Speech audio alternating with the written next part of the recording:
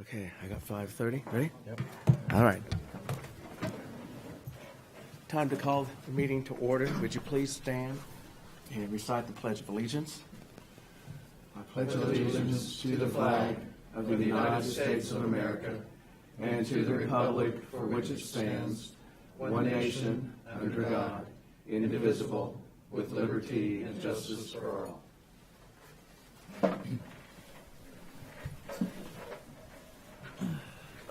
I'd first like to thank everyone that's here in attendance. Some are just here to see what's going on with the meeting, and others are here to make presentations tonight. So it's good to have you in the audience. Thank you. Okay. Gentlemen, have you had a chance to look at the agenda? Yes. Yeah, I'd like to remove item C from the consent agenda and have it for items for commission action. Okay. Okay, do I have a motion to approve the agenda with the exception of removing item C for commission action? So move. Second. All in favor, signify by saying aye. Aye. Okay, and the common consent agenda, or have you both had a chance to look at that? Do you have any questions concerning that? I make a motion that we adopt the consent agenda as modified. All right. Second. All those in favor signify by saying aye. Aye. Okay.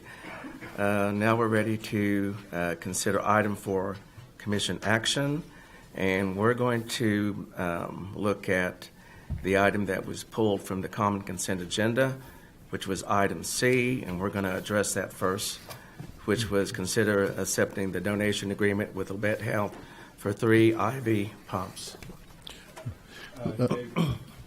No, the reason I requested it be removed, there was some inconsistencies in the paper. We had received 3 IV pumps for donation, but in the Exhibit A that listed the IV pumps, there were 4, and each one had a different ID or serial number, and I thought we needed to identify for future bookkeeping and records which ones were ours and which one wasn't.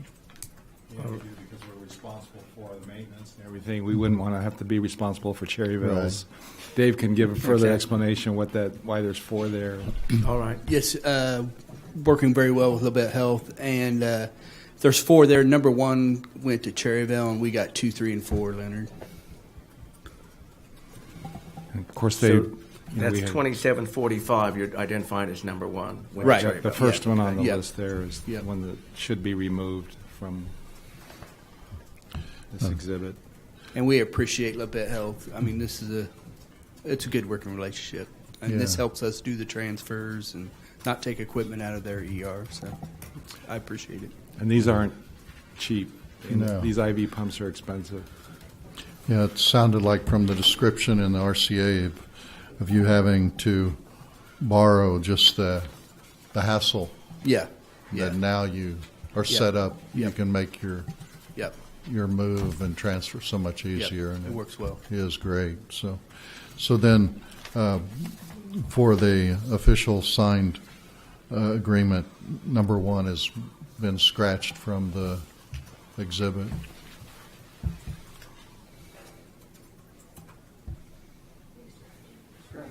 Okay. Okay.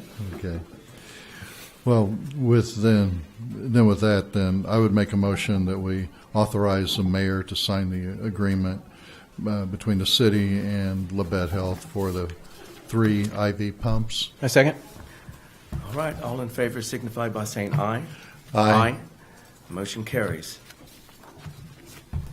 Okay, next item for commission action would be consider a request to approve an agreement with Shift Sector to hold an event at the Independence Airport on May 25th through May 26th, 2019. Yes. Mayor and Commissioners, I'm Yes. here with Cody Shamblin, Airport Supervisor, Ryan Fisher with Shift Sector. And a little brief history, Cody was contacted by Ryan several weeks ago about this event, and we've been kind of talking back and forth. And with that, I'm going to let Ryan kind of explain what the event is and how it would work. Sure. Hello, commissioners. My name is Ryan Fisher. I flew out yesterday. Flew out yesterday from California. I'm based in Southern California. I'm an attorney as well as a co-founder of Shift Sector. We specialize in renting out airports and hosting drag race festivals on the runways of airports. We've been doing events since 2011. We started in California and then expanded to Colorado, Oregon, Indiana, and now hopefully Kansas. We are a solid organization that has had a lot of experience in airport closures and hosting events associated with them. We were the first ones to really do this in 2011, and because of that, we've set the bar very high, and our largest event actually takes place at Colorado Springs Airport, which is a large commercial service airport, and that event has a lot of TSA and FAA involvement. And our other events are at smaller GA airports, similar to Independence Municipal. And our events really specialize in bringing all kinds of vehicles and participants. So not only do we get 2,000 to 3,000 horsepower Lamborghinis that break world records, but we also get, the local guy with the modified Mustang that just wants to come out and go fast and beat up on his brother who he's been talking crap to for 10 years, and everything in between. So, we're car guys. We just, we actually met street racing, my partner and I, 12 years ago, and found a way to make it legal and legitimate and put the bad stuff behind us. So now we're just trying to partner with cities and municipalities to really host very cool events that not only are great for the cities themselves and the attendees, but they also have a big economic impact on the cities that we partner with.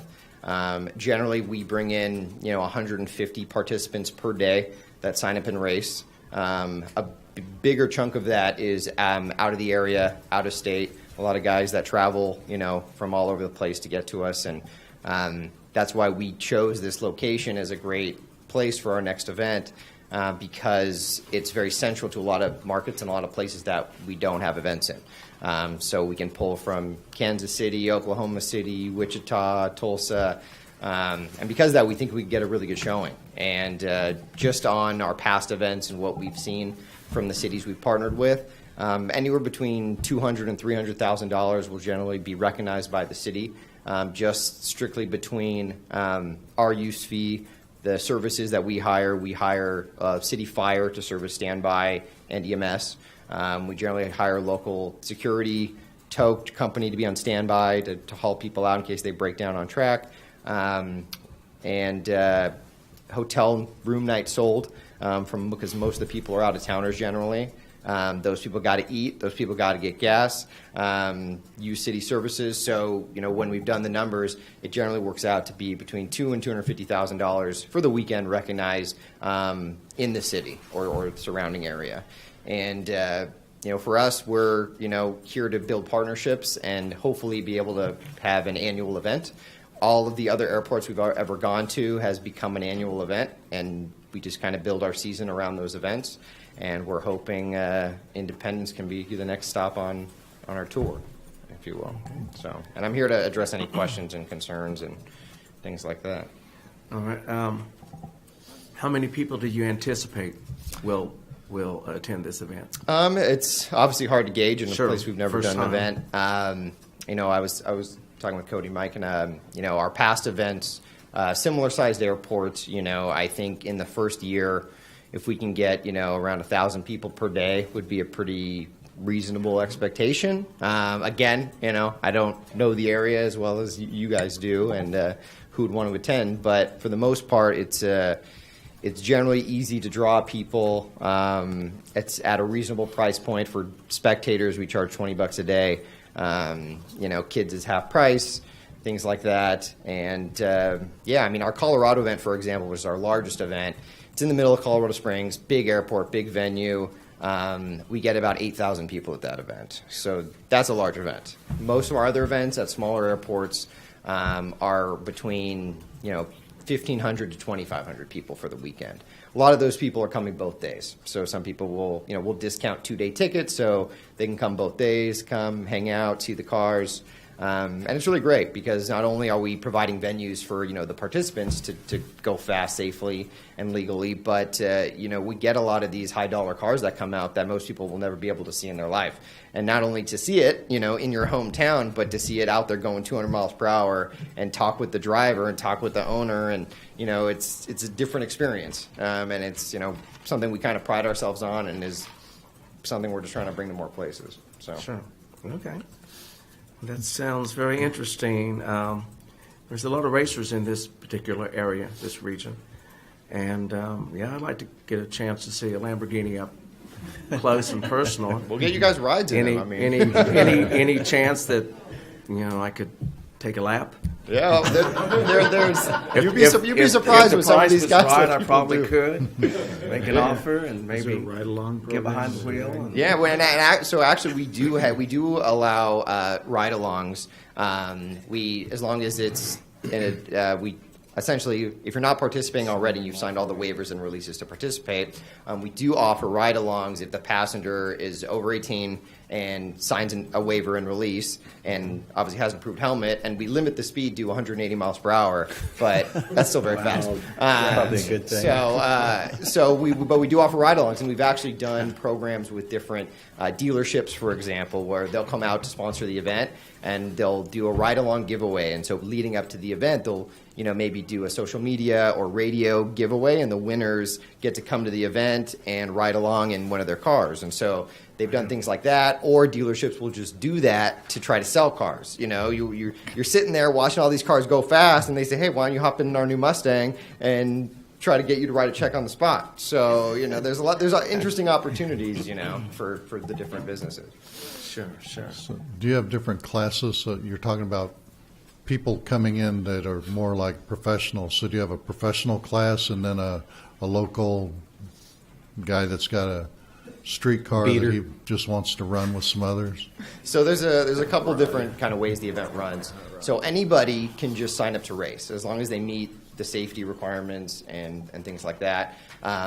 So anyone can just sign up and drive for fun, essentially. But in addition to that, we also have competition classes, which you can elect to be in if you pay the extra fee to be in the competition. And so how that works is there's specific classes based on drivetrain and things like that, and those guys will compete, but it's all based off of trap speed. So the entire event is a timed event based on the mile per hour going through the half-mile finish line. And so we build a competition around that, but it doesn't necessarily stop anyone else from racing because we just have allocated times and cutoffs for the fastest speed during this time.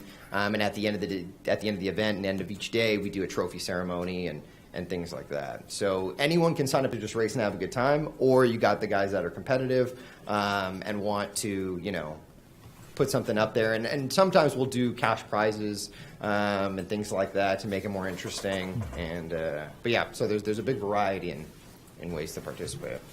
Okay, great. You still work as an attorney? I am. I do. It keeps me busy.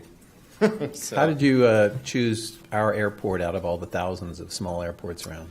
Well, I was telling Cody, so, in our experience, we now know what to look for as far as what the FAA is okay with and what meets our criteria for long enough runways and things like that. So, it's as many airports as there are, it's surprising that there's only so many that match all of the criteria, if you will. And so what we do is we went through all the airport databases. We started knocking off everything that didn't meet FAA requirements, that didn't meet our requirements, and then started kind of honing in on this list and going based off of region. So then we say, okay, what is a good location that would draw people and draw cars that would essentially make it a good event versus having an event in the middle of nowhere that no one shows up to, and you spend a lot of time and effort trying to put this together, but if you can't pull people, you can't pull people. Fortunately for us, we've been around for a long time. We have a pretty decent following, and a lot of people travel to go where we host events. But in short, the reason that Independence I thought was a great potential venue is its central vicinity to so many great places that have big automotive scenes. Like I said, like Kansas City, Oklahoma City. And so we have a lot of guys that come from those places out to us in California or Colorado or Indiana. So we're saying, okay, well, if we bring an event closer to them, we know that we'll get some showing, And I think the first year is always a test to see, hey, was this worth it? Did this make sense? And it's always a growing process. We always know the first year, especially when the time frame is short to get it out there, can be a struggle. But ours is a long-term play. We want to get it out there, have a successful event, grow it with the city, and year after year it grows a little bit and becomes a normal thing. And that's how our California event, Colorado event, and Indiana events have been. We've been going to our California location twice a year.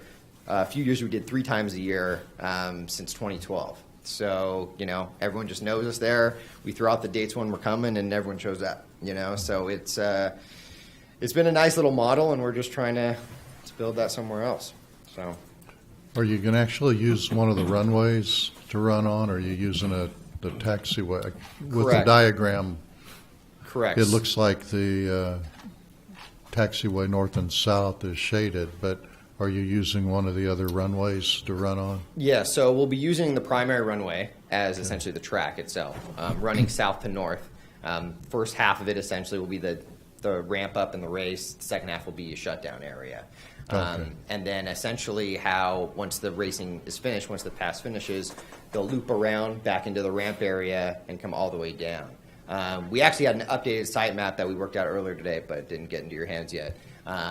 But essentially from the FBO south, that ramp area would essentially be the event area. So that would be the racers parking and pitted, vendors, food vendors, spectators, everyone would be in that controlled area.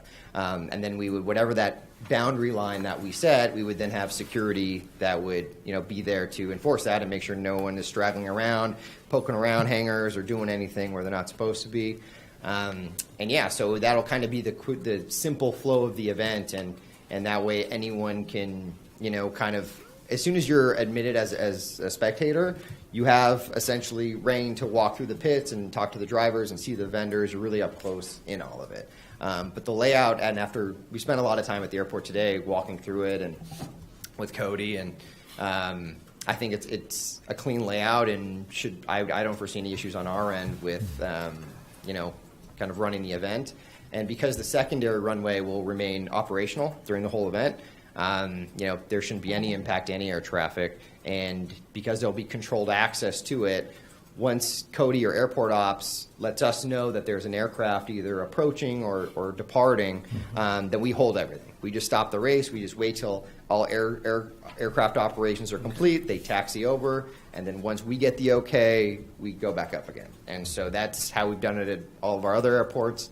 Obviously we want to be as safe as possible and as respectful as possible to the hangar tenants and all the businesses operating. I was able to meet a lot of the guys from Cessna and all the aviation companies today, and everyone. I was surprised how everyone was really on board with this. In our experience, sometimes people are hesitant to come on board with something, and we understand we're guests. We're the guests. We're coming into your town. This is your property. We're just trying to work together to do something good, and we want to respect everyone and everyone's facilities and tolerances, and make sure that there's an open line of communication if there is any issue and there's something we can work around. So I think for us, and what we've learned too is just meeting with the hangar tenants and having everyone know exactly what's going on is always the best case scenario. And that's how I think we spent a lot of today. I just wanted to open myself up to get everyone's concerns, everyone's questions, because like I said, we're guests and we know that. So we don't want to ruin a good thing, because all it takes is one person to screw it up, and we know that. So Go ahead. Oh, I was just going to add that, and I think it's in the RCA, but about a month ago or so, or even less, I guess, we met with Textron and talked about this, among other things, but we talked about this, and they had their enthusiastic support The pilots especially were supportive. In fact, one pilot follows these events, knew all about it and everything, so they strongly supported. And then the Experimental Aircrafts Association met actually today, and he attended as well, and they emailed us and said they supported it, and everybody at the meeting supported it, so there shouldn't be any concerns about the impact on the airport and traffic operations. Yeah. Who threw out the fee of $4,000? Did we pick that, or did they? So we proposed that. That's in line with other airports of similar size, similar events. That's generally where we're at. Sometimes we've done different relationships with cities. $4,000 is, kind of our starting rate to see if it makes sense and works. We're not opposed to different relationships moving forward. For example, we've done things where maybe, each year there's an annual, increase, or maybe it's a higher fee, but the city then contributes some things to help us out, maybe helps with fire and EMS or security or certain things that we're shelling out costs for. I think that is a starting point, to kind of get our feet wet and build a relationship. And then we can always revisit it next year if you guys say, hey, could we throw in all of these things and, up the fee a little bit. We charge $4,200 maybe. But that's where the fee amount came from. I noticed you have a sample certificate of insurance here for an event in Marion, Indiana 2 years ago. So Correct. That's just to show us you can come up with a certificate of Yeah, insurance. Cody said, I want to have as much information to give, to the commissioners as I can, Gotcha. anything about insurance. And I said, well, here's just a copy of our, certificate of insurance from our Indiana event, which is similar sized, Perfect. similar region, things like that. So Great, thank you. Sounds like fun. Yeah, it does. Welcome to Independence, and we're looking forward to the event, and maybe someone sitting in this room will have a vehicle to race. let's do it. Yeah. Yeah. I think we got a winner chicken dinner over here. Let Charlotte drive the slingshot, and I'll take the Challenger. Okay. Gentlemen, any further questions for Ryan? No. No. All right, Ryan. Thank you very much, Cody. Thank you. Thank you. Well, do I have a motion? I move to allow Shift Sector to hold their racing event on May 25th and May 26th, 2019. Do I have a second? I'll second the motion. All in favor signify by saying aye. Aye. Aye. Motion carries. Thanks, Cody. Thank you. I mean, not Cody, but thanks, Cody, too. Cody did put in a lot of work with it. Okay, next item for commission action is B, consider authorizing the mayor to sign an assignment of agreement from the Recreation Committee to USD 446 to extend water services and an addendum to agreement to extend water services for the new bus facility. I don't see Rusty there here, anyone- but this is pretty straightforward. I think you understand that the Recreation Committee, of course, they don't own property. It's a school property. They need to reassign that agreement to the city now. And in doing that, extend water and sewer. Water's already there, but extend the sewer system there, which utilities directors talked to them. That's why we come up with the $15,000 figure. I figured that's what it would cost us to put in that connection. So the water line, it was an 8-inch water line that's there. Is that a private water line now, or is that No, that's city. city line? City line. There's a 2-inch water meter out there existing that they had for irrigation. Okay. I don't know what they're going to require for water service, but we can deal with that as the time comes. And then the thought was to put a grinder pump in with a pressure line back down to gravity.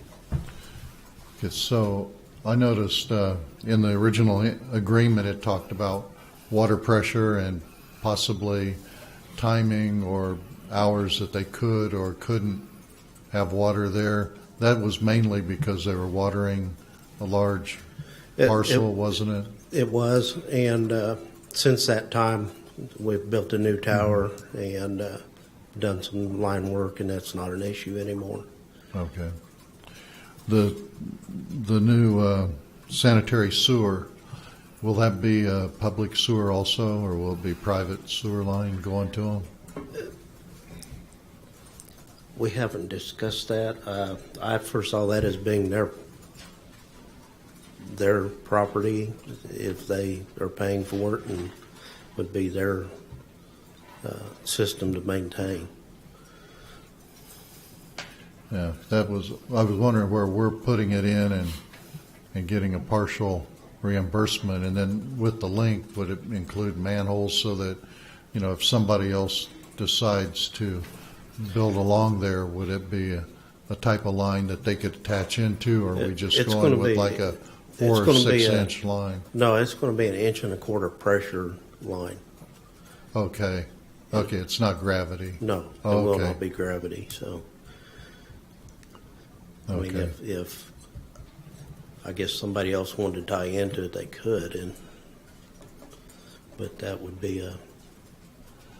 Okay, that's what it wasn't clear. That I noticed in the original agreement, I think it talked about a pressure system, and we'll provide then the lift and the pit and that for the line also, or Yeah. is that That's the Okay. pump pit, and the control panel, and okay?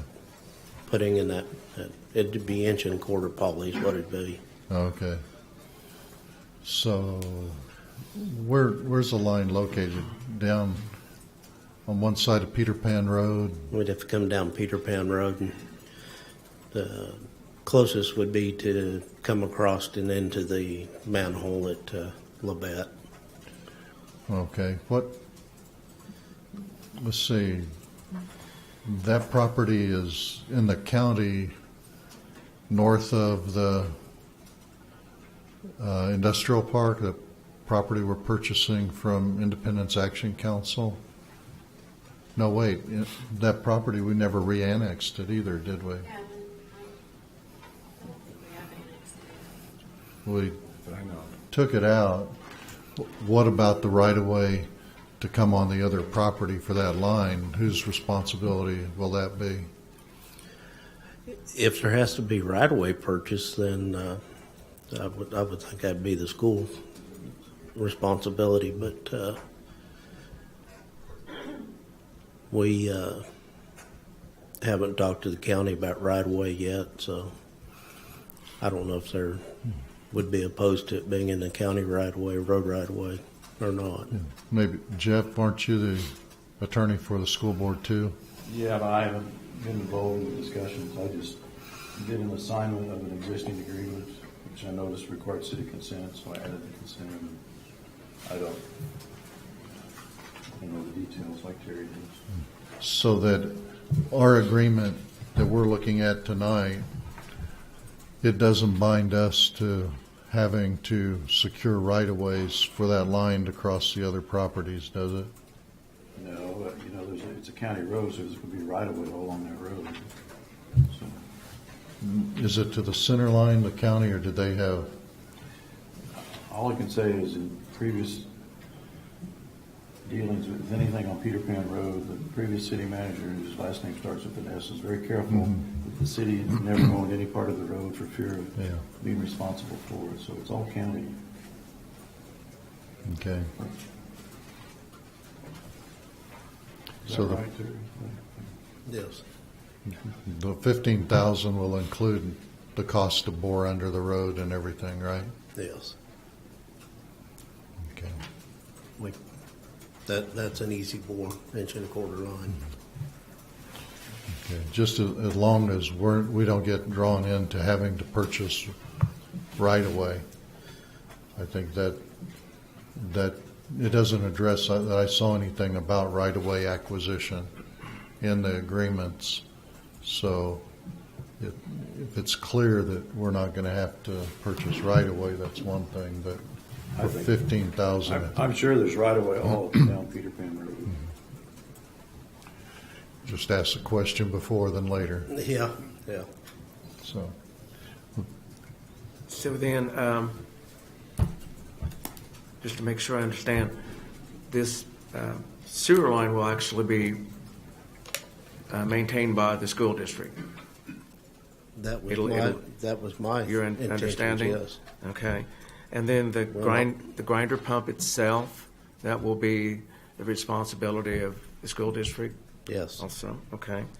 So we're basically putting in a 1.5 pressure line, and the $15,000 covers the cost of boring and the manpower and the line and everything else Yes. associated with being able to provide that for the school district.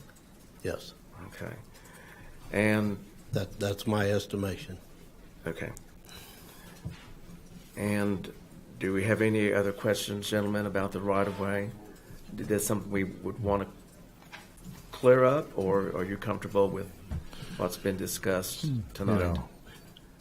if legal says that with it not being in there, we can't be held responsible for acquiring, then I would go with that. No, I'm comfortable Okay. with going ahead. Okay. All right, that's fine. Gary, do you have any good. questions on Good, this? thanks. All right, do I have a motion?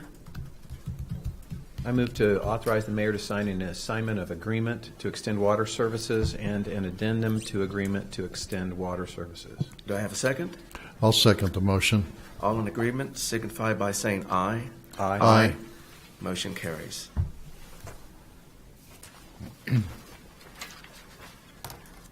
Okay, item number C.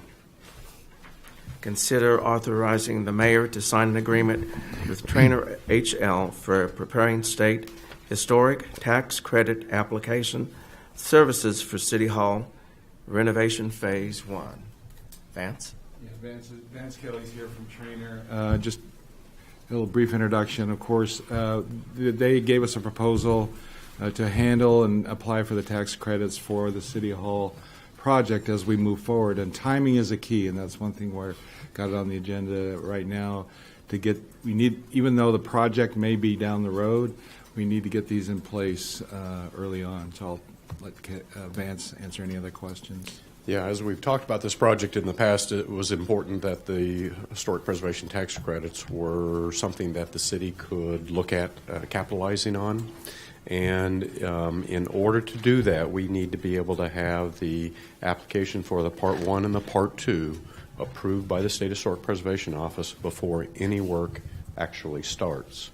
And as you know, we did bid the project earlier for the Phase 1 work, which is the exterior work, as well as cleaning out the interior, as well as the abatement of the environmental issues in there. So the bidding went very well. Right now we're evaluating those, and we'll be sending a recommendation back to the city for action. But it does take us time in order to prepare these applications. There are 3 parts, a Part 1, a Part 2, and a Part 3. The Part 1 clearly will show the State Historic Preservation Office that the building contributes within the historic district. The Part 2 shows the extent of the work so that it meets the Secretary of Interior standards. And then the Part 3 we wait on until after all the construction work is done, and we document that it followed the Part 2 plan and that it was completed per the documents. And then there is a third application process that the city will go through, working with the Kansas Department of Revenue to actually receive the tax credit certificates. So this application is only for the project that's been bid right now. That is correct. When the interior work, we will do another application for it. Yes, yes. And as we talked, while you will want to apply as part of the Part 1 and Part 2 to get the approval before Phase 1 work is done, you have a longer window of time to actually submit the Part 3. So you could do that immediately after the work is done, receive the certificate and hold that certificate, or you could wait until your Phase 2 interior work is completed and submit then both the Part 3s for them, have them together, our recommendation was you might want to wait to transfer or sell those credits until you have both of the phases completed. There'll be more of a market for the tax credits because of the larger amount. In your letter, you talked about, or the RCA also has 30 days for approval. We can control within reason the issuance of the notice to proceed, so we do get that approval, can't we? Right. So the State Historic Preservation Office, they typically try to have the applications completed within 30 days. It depends on how many applications might be in front. So a lot of this is timing. We do want to make sure that we do control the notice to proceed for the contractors to go out on the site to start the Phase 1 work, to make sure it's coordinated so that they don't actually arrive on site starting work before you have the letter in your hands, so we don't jeopardize the credits. Yeah. So actually, started construction would be more probably 1st of April. Correct. Yeah. Yes. And by time contracts, bonds, Yes. there's still some shop drawing submittals that'll be required. Mm-hmm. So we're not looking at having an irate contractor. It should work with their schedule. No, it should work, but like we mentioned to the city manager, it is important that these applications get in their hands as soon as possible. The longer we wait for that, then you potentially run the risk of the contractor saying you're taking too long to sign the contracts and give me notice to proceed. Have or do you set up that there's a separate issuance of a notice to proceed other than the notice to proceed is initiated with the signing of the contract? Do you have it 2 steps or 1? So on something like this, where we know that there's going to be a shop drawing process for the new windows, the City Hall building will receive new windows, so there will be some field work for the subcontractor to come out and actually measure the rough openings. So we could allow work like that where it's pre-construction work, and have and make sure that we define when they can actually go on site to start selective demolition or repair work. So how long do you think it will take you to get the document? Do we have to sign those to send them in? Yeah, that's a good point. So yes, on each of the forms, we can help prepare the information. We'll describe the project and the work, but we do have to send it to the city for signatures, and there is then an application fee. That application fee is structured so it's based on the cost of the construction. It's minimal, but the city would need to be able to write that check at the same time that we then go and hand deliver the application to the state. And we're anticipating that we can get this done within 3 weeks. We don't want it to go any longer than that. Yeah, right. Yeah. Right. Okay, so we just need to be prepared on our end that we don't Yes. let it sit on a desk. Right. Right. Okay. And then we're more than willing to hand deliver it to the state to make sure it gets there rather than depending on mail. Okay. As far as documents that are presented from you to the city, I have very limited knowledge on this, and Commissioner Kaflish, this is his background, and I'm going to defer that information come directly to him. So, Okay. So he will be taking over those duties. He has a better understanding of it than I do, and then he can give us an update to staff and to the commissioners as where we're at and what we need to do. So I just want to make sure he's included in all the necessary conversations and documentations that you're going to present to us. Yep. So, okay. Yep. Thank you. Gary? Good. Okay.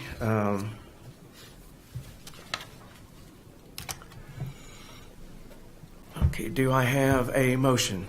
There's no further questions. I make a motion that we approve the proposed consulting agreement with Trainer HL for the historic tax credit applications, Part 1, 2, 3, and for Phase 1 of City Hall. I'll second. All in favor signify by saying aye. Aye. Motion carries. Okay, we're up to reports. Next on the agenda is Labette Health Economic Development Compliance Test Report as of December 31st, 2018. Brian Williams, it's good to see you here tonight. How are you? Fine, thank you, sir. Thank you, sir.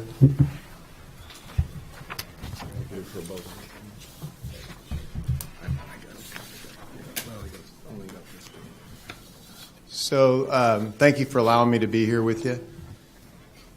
It's kind of small up there. But so I'll start at the top. So the top lines there, you can see that we have 70 employees that reside within Montgomery County. And then that lower section there, you can see that there's 14. So we have 84 total employees. 83% are from Montgomery County. And if you look down at the bottom of the box there, at the very bottom, you can see previously it was 77.8. So we're continuing to grow. I'm really proud of the fact, if you look, Independence, 51 of the 84, so more than half are within the city limits of Independence. And then Coffeyville, Cherryville, those other areas. So, the requirement, again, and thank you for the economic development money, it was for 3 years. We were obligated to make sure it exceeded 50%, or we owed some of that money back, and there's a formula to do that. So I'm pleased with that. If there's no questions, I'll go into kind of the next page. So I did this for you last year and for the Labette County Commissioners, Montgomery County Commissioners, and you guys. It's just a list of, we had quite a year in 2018. And, from 2015 to 2018, we've come a long way together. I can't go anywhere that people don't, I was at a funeral and somebody tapped me on the back and said, thank you for what Labette Health's done for Independence. That's nice, but thank you for what Independence has done for Labette Health and your EMS. Back there, they just got a call, non-emergent transfer to Parsons. Last night, about 9:30, I was in Oswego where the hospital closed. Lights got flipped off. Got here, 4 years ago, there were 12 hospitals. There's 9, and there will be fewer. We have 400 licensed beds right now. We need 200 is what the population density is. So the more we work together, the more we really preserve, our future and Independence's future. So none of these accolades could have happened without us working together. I'm proud of several of them. One of them, halfway down, expanded kids safety camp to include Independence, Kansas, and Montgomery County, Kansas. David, thank you. Sean, you guys for working on that. I think we've already set the date for next year, and I think next year is a full day rather than a half day. Yeah, so that's nice. And you can read all the others. We implemented a smart IV pump program that allowed us to basically take pumps and then donate them to you guys, which saved you several $1,000s. That's because of the vision to do the interlocal agreement. That's the basis by which we could do that. So thank you to Craig and his staff for helping us do that. And the rest of the things you can see on the next page, our statistics. 2018 was the single best year in the history of the hospital in terms of their profitability. On the right-hand column there, 2018, we ended the year with a $4,900,776 profit. That's a 6.5% operating margin, net profit margin. This day and age, hospitals are pleased if they can squeeze out a 1.5% margin. My friends back in Springfield, I think, had a 3% margin, so they were sort of envious of 6.5%.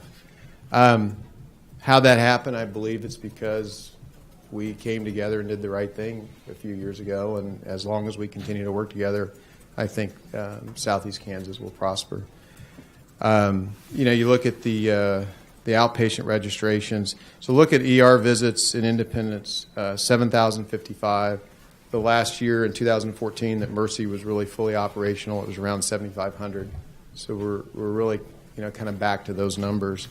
Outpatient observation, I'd like to see that grow.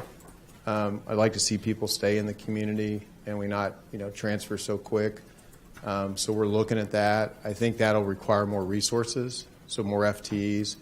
We're clearly not very good at budgeting because we budgeted 37 employees and we have 84. So we've really grown. Our expenses are higher. So you still got room to improve in your skills, I think. So I guess our skills need to improve. Our math skills aren't very good, but our clinical skills, I think, are pretty good. 9,000 outpatient registrations, almost 17,000 clinic visits. Again, thank you for your support. Couldn't have happened without you guys. Couldn't have happened without the county, and then the citizens. The last page there, we were told that you couldn't make a clinic, ER, radiology, all that profitable. We continue to be fortunate. Our expenses are more than we projected because our growth's been more, and sometimes you have to staff for where you want to be, not where you are today. So you can see the bottom line there, 6 months. Tom did it backwards, but it's right to left instead of left to right. But 6 months, 12 months, 18 months, we continue to make a profit. I think we projected a $45,000 loss, and so we're exceeding, our profitability. What this doesn't capture was the fact that 133 patients were transferred from the ER and admitted to the hospital last year. That's a 5% growth in admissions. That translates to probably $400,000 in additional profit. What that doesn't factor in is $1 million in additional revenues to the hospital because of other tests and elective procedures that were done at the hospital, gallbladders, appendicitis, things like that.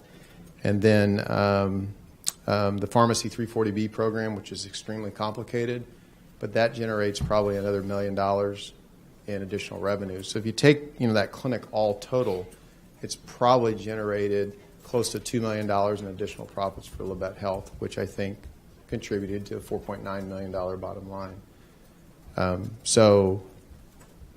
18 months isn't 20 years, but we're looking pretty good compared to some others. And again, it's because we've worked together and we've tried to do the right thing. So subject to your questions, that's my report. I hope I come next year and give you a similar report, but healthcare is pretty tough.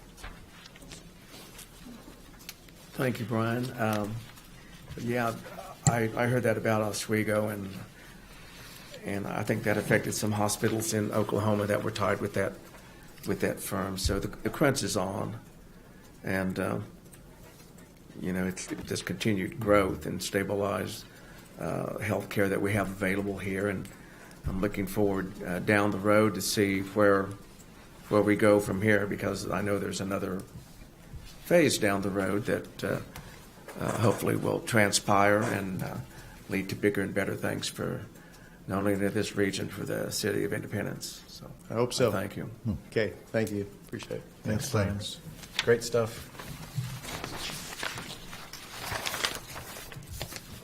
All right. Next,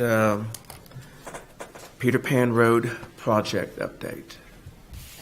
There's nothing really to report other than last time. The letting date is still March. As you can see, we just added that for information, but the letting date is still March of this year for the extension project.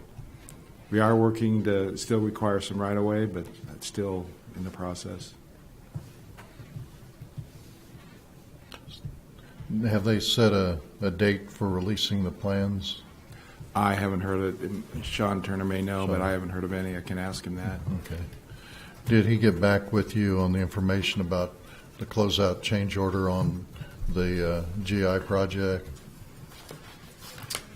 I don't think so. I'll ask him that question again. What was that? The closeout on the GI? Yeah, but the final change order adjusts right. the actual cost of materials used, and at one of the earlier meetings he mentioned it might be approximately $80,000. I'll check on that. I don't recall that, if he's responded to that.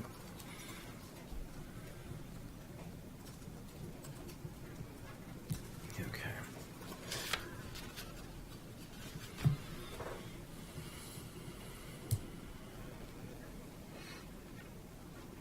Gary, any questions concerning this? No, I have no questions. Thanks. Since we're talking about roads, have we got any applications for any of the grants from KDOT for any? They used to be the Clink. I forgot the current name. Has Sean been working on any of those? I'm trying to, yeah, we've submitted, it's not Clink, you're right. They've changed the name. Clip. Clip. There you go. Yeah, we have submitted, I can't remember, maybe you remember, Mike, but West Main. That was granted, wasn't it? Or was this another one on West Main? Well, the one, The yeah, white we topping. did get one granted for the white topping intersection.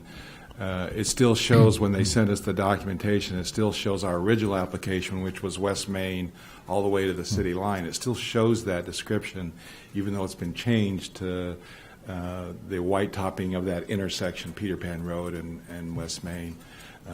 But so that's been approved, up to $300,000 grant for that project. On the corridor access management plan, a year or so ago, there weren't a lot of applications. And with our plan, they've included alleys that can be covered by those funds. And some of the alleys on North Penn Avenue, I know behind Mikey's, and then I think the 2 blocks south or even down to Dairy Queen are in really poor condition. And if we could submit for some of those projects, I think with the corridor management money for West Main, we got $2 million. And our part of sharing that was very limited. So, with those alleys, it'd be a good opportunity for us to get them improved, since they're considered providing alternate access to the businesses along there. I actually did email him those locations and asked him to check into that for the access management after the last time. I think you brought that up, and he said he would check into it and hadn't got back with us, so I will check with him again. Yeah, keep on it. Yeah, because I think one year they were not receiving a lot of applications for the money, and we're having. Couldn't give it away, huh? Yeah. So those are. We'll take it.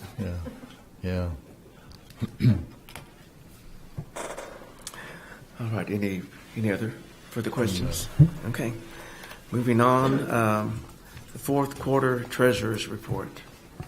Yeah, that's, again, we'll always put this on the agenda once it's completed. It was published as required, and it's just on there. If you have any questions, David can answer them.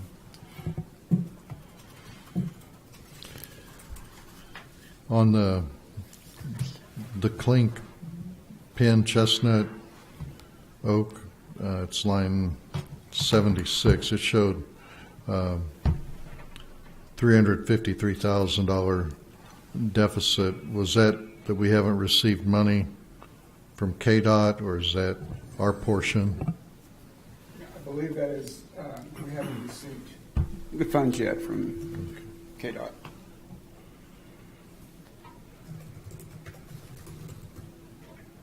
Now, which item is that you're looking at? I'm sorry. 76. 76, okay. The old Clink. Okay.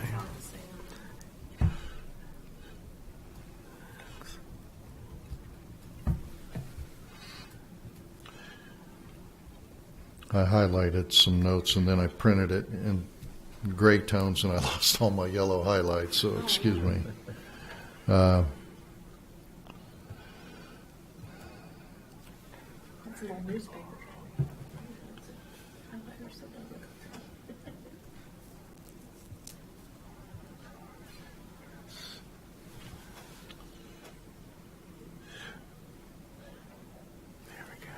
The ADA, the next 74 ADA DJ number 204-29 144. Is that a block grant funds, or do you recall what that? It shows $287,752 in the account. What line item was that one? That is 74. Fund 74.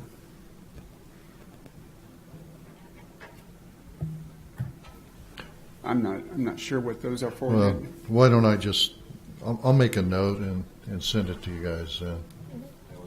Yeah.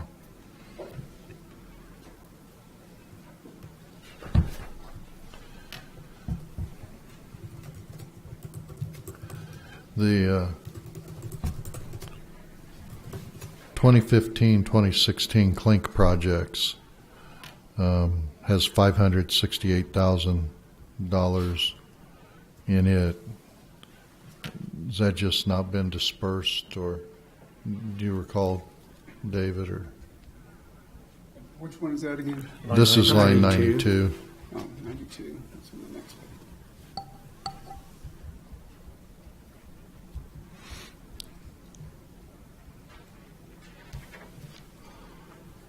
Yeah, again, I'm not sure what. Okay, I'll just email. There's a couple other that, you know, I didn't get a chance to go through this until this afternoon, and then got sidetracked. So I'll just send those to you, and maybe the 20th special meeting. Yeah. Okay. All right, Gary, how about you? Okay. All right. Thank you, David. Moving to item D, Library Board of Trustees year-end report and 10-year facility plan. It was just included in your packet for your information. Okay. I didn't see anybody here from the library. Okay. Gentlemen, any questions about that? No. Okay, moving on. We've had a chance to, have you had a chance to review the city board minutes? January 4th, 2019, the Library Board of Trustees, and the January 16th, 2019 City Recreation Commission. Any questions No about questions. that? Okay. All right, we are moving to city manager's comments. Craig. Don't have any comments other than a question. As you know, the February 20th meeting is the last, my understanding is that's when we will discuss this, meet with Trainer. They will come and talk about the scope of the project, Phase 2, so they can prepare their presentation. We scheduled the work session at 9 a.m. The question is, do you want to change that to 5:30? One reason being that during the day, if we hold it at 9 a.m., we're going to have to move upstairs to the lobby area, the gallery, whatever they call it, because there's all these rooms were booked way in advance for SAT testing. SAT or ACT, I don't know which one it is, but for testing. So, but if it's at 5:30, we could still meet down here. And secondly, of course, we talked about the work sessions not being recorded, video recorded, and our recommendation is that due to the subject matter, we would want to record that meeting, whether it's at 9 a.m. or 5:30. So 5:30 is fine with me. I don't have Yeah. a problem. you just need to let what's the the date? trainer The know that 20th? it's The changed. 20th. Wednesday. Yeah. Yeah, would that affect anybody like Andy or? I do know that you talked to Andy about the 9:30 time period, and that worked for both of us. The 5:30 certainly works for me. I'll just have to reach out to him just to confirm that he can make that work as well. Yeah, we've all felt that it was important that Andy come to the meeting, having been Agreed. involved in the. Yeah. Yeah. So I'll get right back with you. All right, thanks. All right. So moving on, commissioners' comments. Gentlemen? No, I don't have any. I was pleased to see the sales tax report that we got this afternoon, and our sales tax receipts for January were the highest in a decade, which is very Oh, encouraging. yeah, thanks for mentioning that. Yeah. We were pleased to see that as well. Yeah, no kidding. It's great. One other thing that we haven't discussed lately is last time we talked about perhaps expanding the size of the city commission to 5. We all agreed it was worth at least looking into and perhaps putting before the voters, but it's stalled, I think, and we haven't talked about it lately, and I'm not sure why. I'm wondering if we should put it back on the agenda for next time. Or did I forget some reason we stalled it on purpose? No, I don't believe we've stalled it on purpose. I think we've just had, So much dealing going with a lot of issues here, and it just kind of dropped by the wayside, so. Could But we we put did. that on the next agenda then? Sure. Thank you.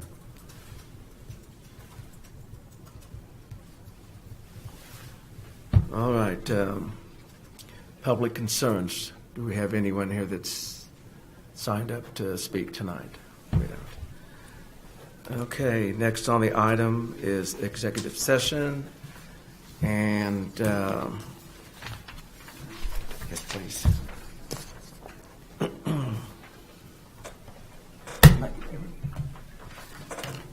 Okay.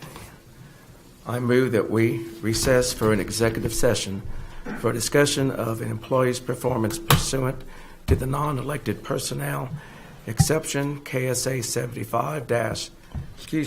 4319B1 and 6:30 right now. okay, let's say 15 minutes.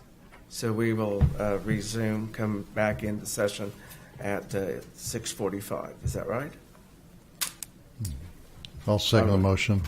All in favor signifying by saying aye. Aye. Aye. And who's going to Motion be carries. present? Initially, it'll be just the 3 commissioners. Okay.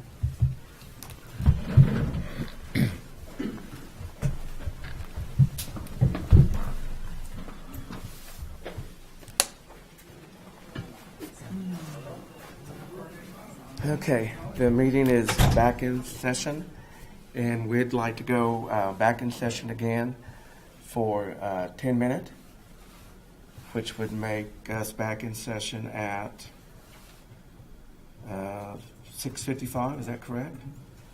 All right. Do I have a motion? Second the motion. All in favor, signify by saying aye. Aye. Aye. Aye. All right. Back in session, and we'd like to go back in executive session, and it will be the 3 commissioners, Craig and Jeff Chubb. And do I have a motion? Resuming at 7:15? Oh, yes, 20 minutes, be 7:15, sorry. So moved. Second. Okay, all in favor, signify by saying aye. Aye. Aye. All right.